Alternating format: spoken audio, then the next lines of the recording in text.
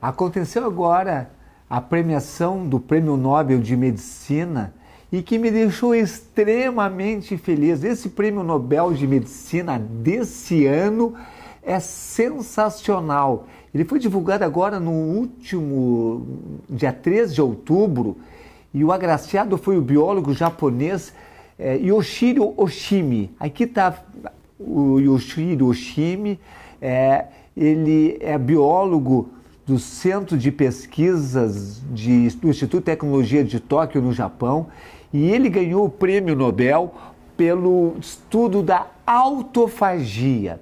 Esse tema é de extrema importância para quem quer viver melhor e muito mais tempo, e ele é muito desconhecido. Eu vou tentar traduzir aqui a importância desse tema de forma que qualquer pessoa possa entender e ter a opção de aplicá-lo em sua vida. Autofagia vem do grego autos, próprio, fagia, comer. A palavra significa literalmente comer a si mesmo. Essencialmente, é um mecanismo que o corpo utiliza, que a célula utiliza para se livrar de todas as partes defeituosas, as organelas, mitocôndrias, por exemplo, que não esteja funcionando mais, proteínas, membrana, qualquer coisa, toxinas que entram, eles utilizam esse mecanismo da autofagia. Se por acaso, dentro do processo genético, algumas proteínas sofreu uma transformação mutagênica, a autofagia elimina essa proteína. Quando não acontece isso, só para vocês terem uma ideia da gravidade, a doença de Alzheimer é causada por proteínas mal formadas no cérebro que acabam destruindo a célula nervosa. Então, a autofagia, quando funciona na nossa capacidade integral, ela destrói essa proteína e não permite que se acumule, que cause dano à nossa célula nervosa. E assim funciona para todas as células do corpo. Constantemente nós estamos utilizando o princípio da autofagia. E esse é um processo muito regular. A outra coisa que a autofagia faz, ela retira as proteínas que estão as proteínas, não só proteína, mas as peças, os elementos defeituosos da nossa célula. A gente começa a trabalhar com o passar do tempo, vai gerando peças, estraga componentes, organelas, e a autofagia destrói isso aqui. Isso é o papel fundamental no anti-envelhecimento, no aumento da longevidade, na capacidade que nós temos de atingir idades avançadas sem prejudicar o nosso corpo. Vamos fazer comparação com um automóvel. Quando o automóvel é novo, ele funciona super bem. Não precisa, a gente leva para fazer manutenção só para manter, mas não tem que trocar peça nem nada. Aos poucos, algumas peças começam a se desgastar e a gente começa a trocar bateria, pneu, daqui a pouco uma peçazinha no motor. Mas quanto mais nós cuidamos do carro, quanto mais nós fazemos manutenção preventiva, mais o carro dura sem apresentar defeito. Vai apresentar defeito cada vez mais tarde. Mas mesmo assim, com o passar do tempo, ele vai apresentando custos maiores de manutenção. Até que chega um ponto que nós dizemos, tá, agora é hora de vender. Por mais que nós cuidamos durante todo um tempo, é a hora de vender. Então, o nosso carro velho, que nem esse que aparece na imagem, não tem mais, nós estamos representando uma célula, não tem condições mais de sobreviver, está dando muito trabalho. E daí o corpo faz uma mega autofagia, que a gente chama de apoptose, ou autólise, que é a destruição da célula. Então são dois termos muito próximos, mas que não são a mesma coisa. Nesse outro slide, vocês observam como é que funciona o sistema de autofagia. Ali no meio da parte de cima do slide, existe ali o citosol e organelas. Entendam que aquelas pecinhas que estão soltas ali estão com defeitos e precisam ser substituídas. De uma forma, a célula começa a criar uma membrana e essa membrana vai englobando todas essas peças, até que na linha de baixo vocês veem que ela formou um vacúolo absorvendo todas essas células, tirando essas células do contato do resto da célula. Tirando essas proteínas, essas organelas, englobando e tirando do contato do resto da célula que fica em volta disso. A célula, através de uma estrutura chamada retículo endoplasmático, produz um lisossoma. Esse lisossoma, ele se funde com esse vacúolo, com esse processo todo, e através de enzimas, ele provoca a destruição daquelas células, daquelas partes que precisam ser destruídas. Então, a autofagia é um processo de autodigestão.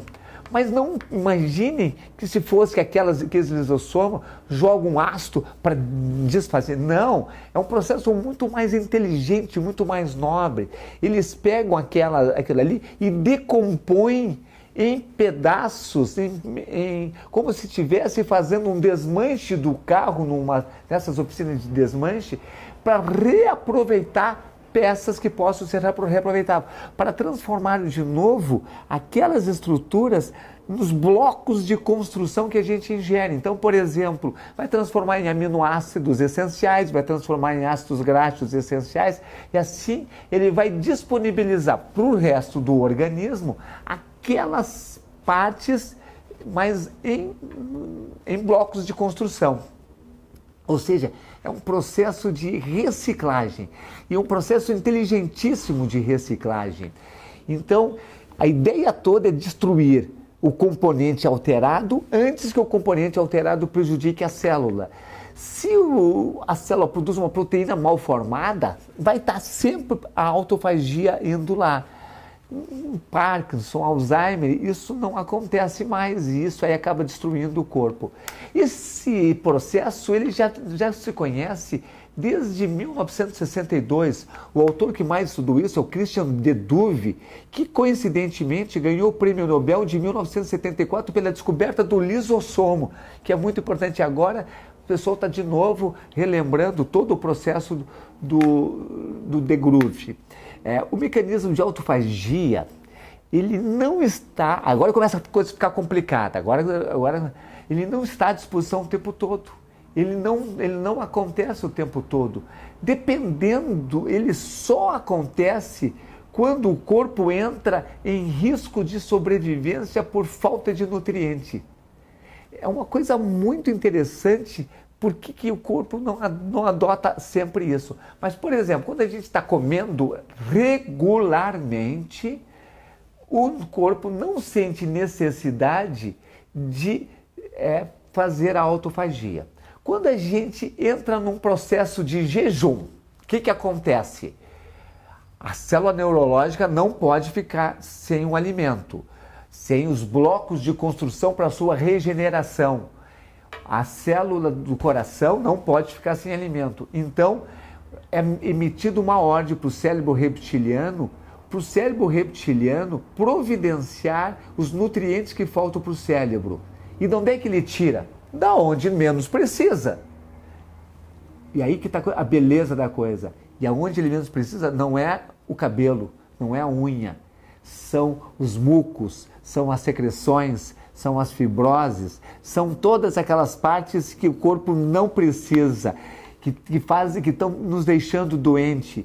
E ele começa por essas partes, depois ele começa a tirar, transformar a gordura, e depois ele vai lá para o fígado, para o rim, e limpa o fígado e o rim de todas as coisas que estão lá, para o fígado, o rim, para a pele, para o intestino funcionar melhor e desintoxicar o corpo.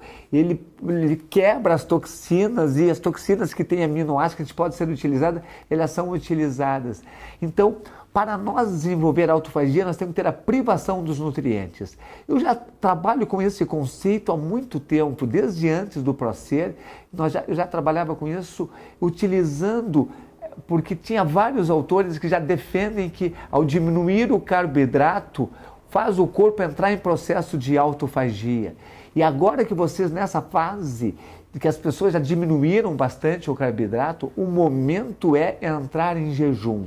Comecem com um jejum intermitente, que é o jejum aquele que é feito entre 7 da noite até o meio-dia do dia seguinte, para depois entrar em jejum de 1, 2 ou 3 dias.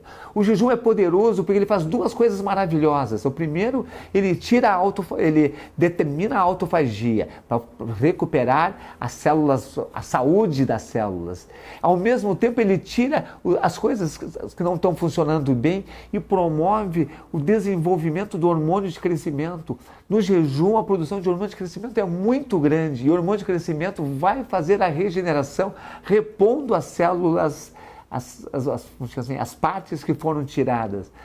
E o que desliga a autofagia? Comendo. Qualquer comidinha, puf, fecha, desligou o processo. E não é só comendo carboidrato. Se comer proteína, desliga a autofagia também.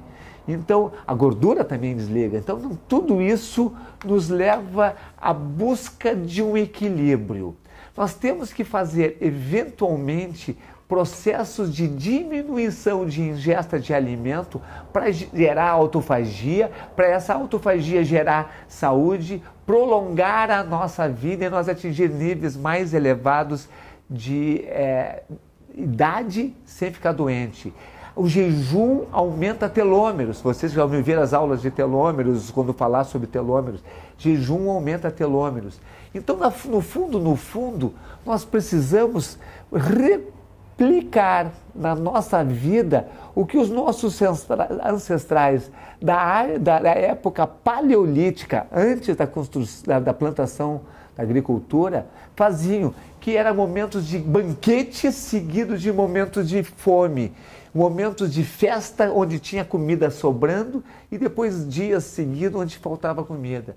Esse é o princípio fundamental. Eu fiquei muito triste porque isso não está sendo bem esclarecido pela grande mídia sobre esse prêmio Nobel. E ele está passando quase desapercebido e as pessoas não estão se dando conta da importância desse prêmio Nobel que foi dado a esse japonês.